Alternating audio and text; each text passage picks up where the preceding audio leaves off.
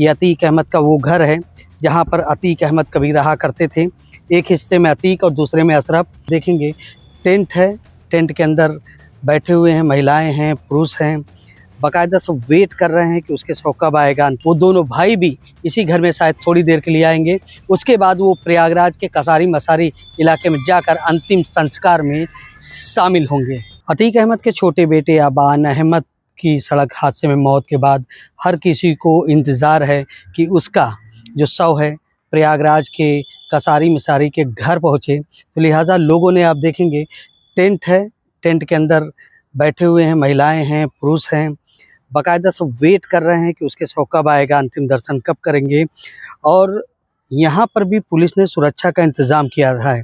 कल हालांकि ये कहा गया था कल ही अतीक बेटे अबान अहमद का अंतिम संस्कार हो जाएगा, लेकिन अली और उमर के पेरोल को लेकर थोड़ा सा असमंजस बना रहा। जब तो उसके बाद यहाँ पर उसका आज का तय हुआ। और हम जिस घर पे खड़े ये देखेंगे, ये अतीक अहमद का वो घर है जहाँ पर अतीक अहमद कभी रहा करते थे।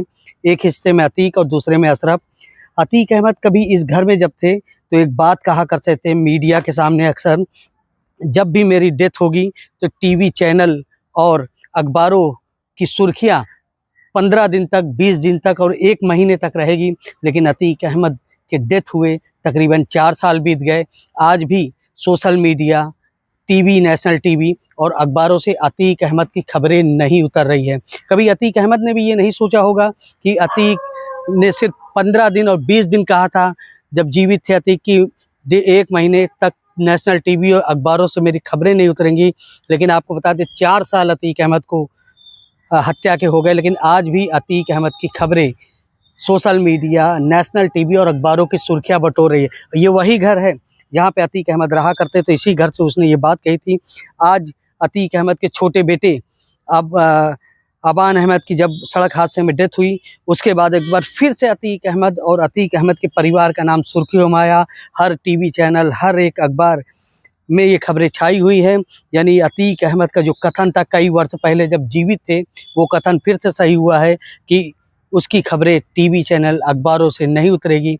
आज भी अबान, उसके छोटे बेटे की सड़क हादसे की डेथ के बाद फिर से अतीक अहमद का नाम अचानक से ऊपर आया। हर जगह हेडलाइन में चल रहा है।